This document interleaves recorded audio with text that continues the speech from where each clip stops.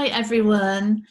One of the things that is particularly fascinating about a exploration into what's real is what do we do with behaviors and circumstances and events and thoughts and emotions that keep coming up over and over again, that aren't going away. There's patterns, and there's the same thing going on over and over again. What do we do with that? Well, one thing that does happen with this exploration into what's real is that all just gets pushed to the side with a statement: they don't exist. There are no other people. That person that I seem to be having this conflict with isn't real. Money isn't real, work isn't real, career isn't real.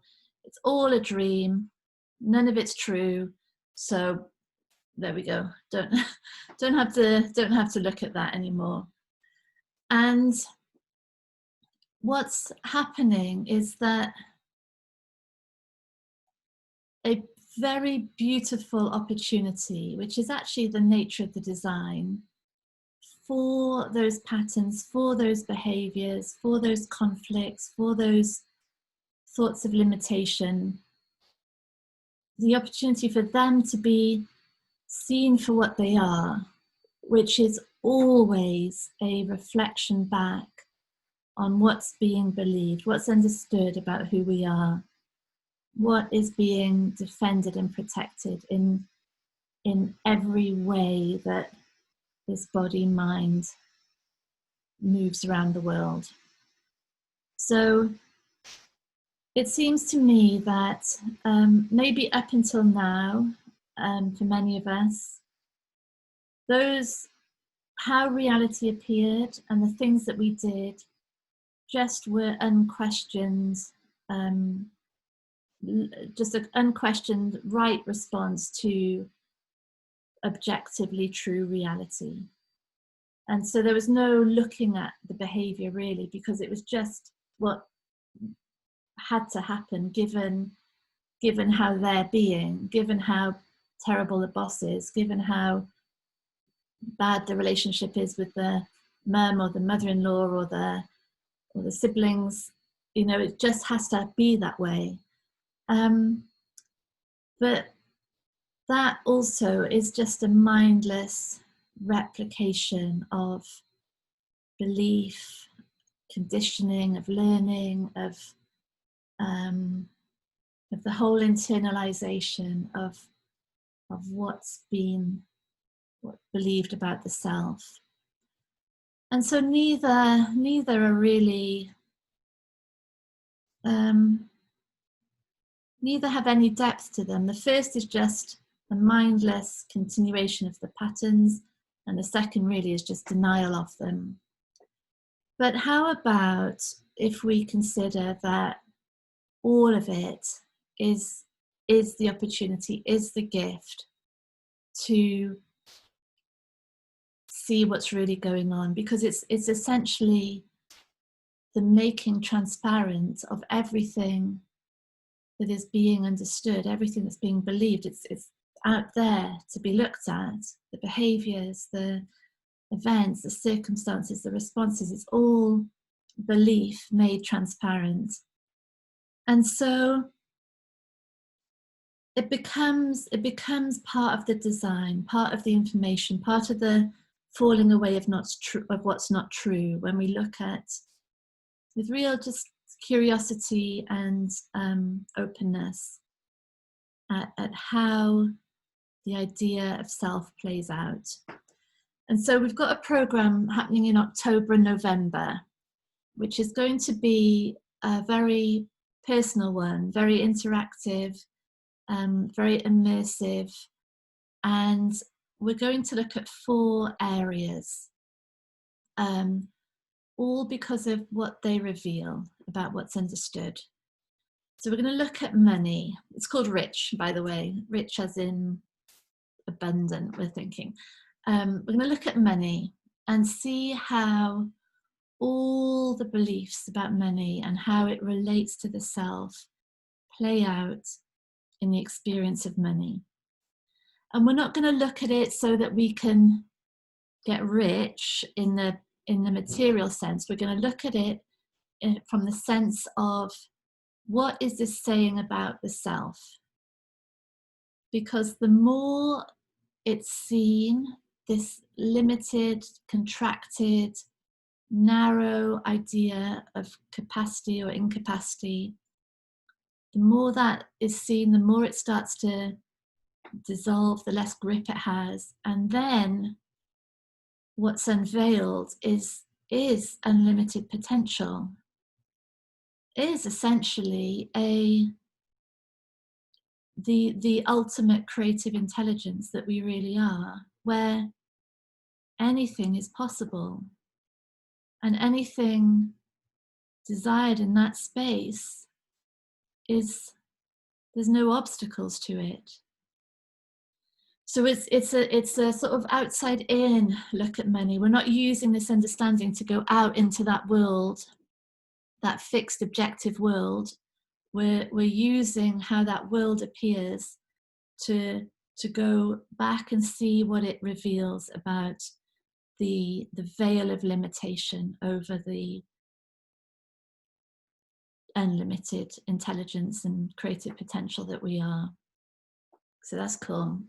So then we're going to look at energy, and we're going to look at it from the sense of, when there's a sense of weight, of being weighed down, a hopelessness or a listlessness or a lack of direction, or everything is a struggle, we're going to look at, what is that weight?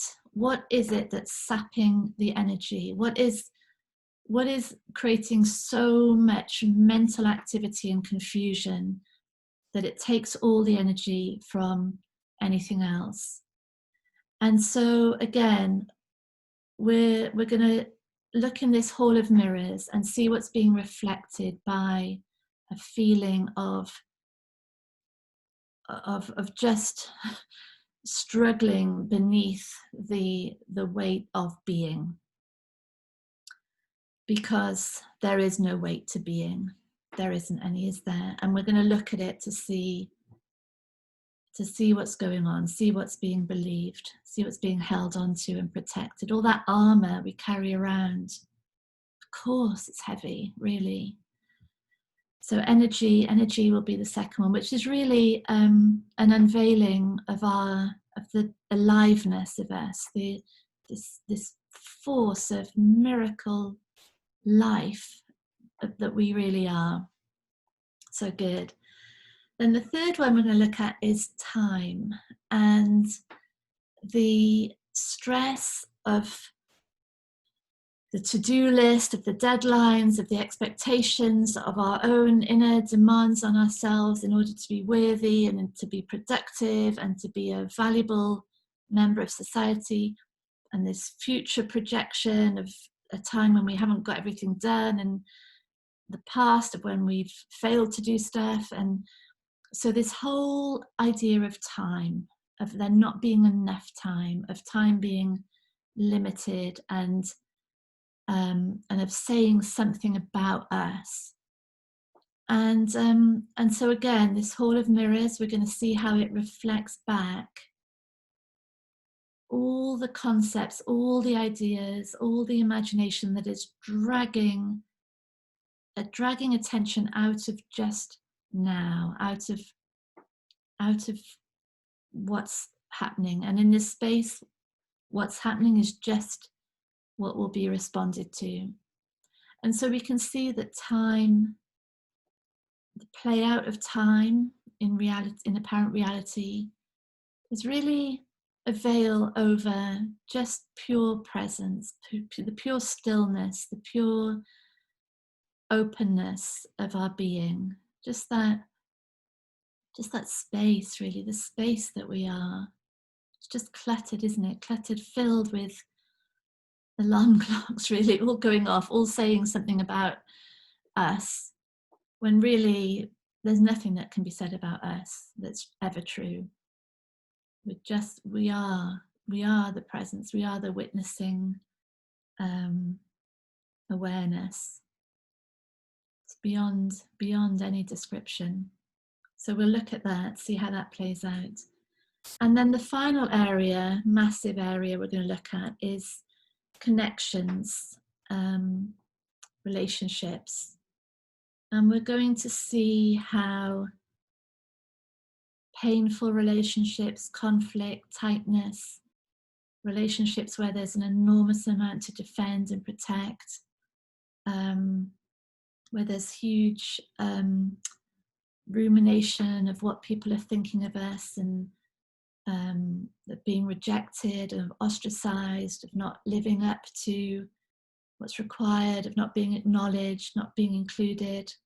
All of this, again, all a sign of the conditional self, of the conditions that a self puts on these apparent separate people, separate beings, in order to feel okay, in order to feel secure.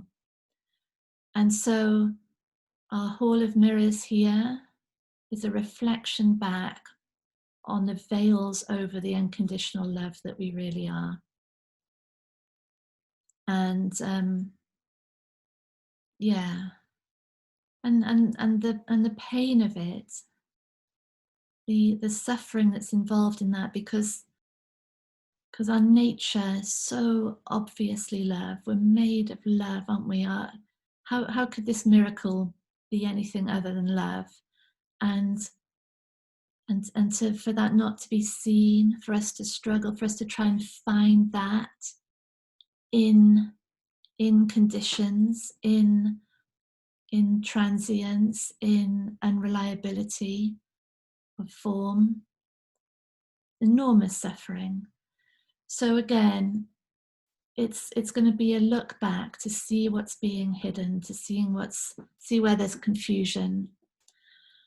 So those are our 4 things: money, energy, time, and relationships, relating to freedom, aliveness, presence, and unconditional love of our being.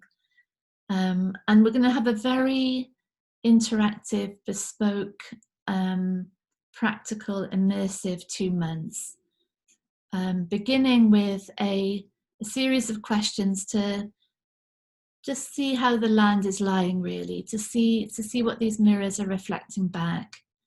From that, we'll make a individual, bespoke, subliminal recording that directly addresses that individual confusion. So while the conversations are happening at a conscious level, this subliminal recording with the audible sound of your choice will go underneath that critical, judgmental, insecure filter, straight through to reinforce, to remind ourselves at the deepest level of who we are. So we'll do that, and we'll have our own mini action plan to see how behavior can shift in line with what we know to be true, how old self-referential, self-defeating patterns can first of all be made transparent and then looked at to bring them closer into what's true. And then we'll have webinars each week, we'll have our Facebook group, we'll have every 3 days or so, we'll have reminders and recordings and mini actions, questions. So it'll be very, very interactive, very 2-way. And we'll just see what comes to light at the end of those 2 months. But above all, really, it's a chance to stop hiding, really, for us all, me included, to stop hiding in denial, or stop hiding in that mindless continuation of old patterns, old learnings that just is too stale now. It doesn't fit anymore. So for all of us, it's take a little bit of oomph, I think, to look at it really, because some of these things have been hidden away for so long. But we'll do it in a beautiful, loving, supportive group, just to see how everything can be just made clearer, revealed more and more of who we really are. So I hope you'll join us. All the information will be in the link somewhere, and or on Claire at clairediamond.com, and yeah, hopefully see you there. Bye.